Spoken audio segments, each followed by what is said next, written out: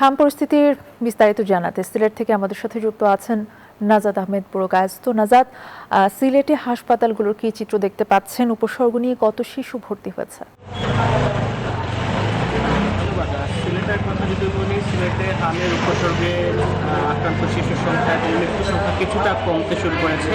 এতে আসলে স্বস্তি ফিরতে শুরু করেছে বলে মনে আমি যে একটু তথ্য জানিয়ে রাখি, কিন্তু এখনও পুরোপুরি নিয়ন্ত্রণে আসেনি। গত 24 ঘন্টায় কিন্তু আরও এক শিশু মৃত্যু হয়েছে। 8 মাস বয়সী এক শিশু মৃত্যুবরণ করেছে সিলেট উসমানী মেডিকেল কলেজ হাসপাতালে চিকিৎসাধীন অবস্থায়। এ নিয়ে বিভাগে মৃত্যুর সংখ্যা বেড়ে দাঁড়িয়েছে 96 জনে। আমি যদি একটু তথ্য জানিয়ে রাখি, সেটি হচ্ছে সিলেট বিভাগে যারা মারা গেছেন তার মধ্যে সুনামগঞ্জ জেলায় 43 জন, সিলেটে 34 জন, মৌলভীবাজার জেলায় 11 জন এবং হবিগঞ্জ জেলায় 8 জন রয়েছে।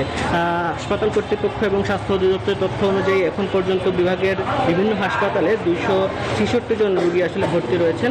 এর মধ্যে সিলেটের শহীদ শামসুদ্দিন হাসপাতালে হচ্ছে 110 জন, ওসমানী মেডিকেল কলেজ হাসপাতালে 83 জন এবং সুনামগঞ্জের জেলা সদর হাসপাতালে 30 জন রোগী ভর্তি রয়েছেন।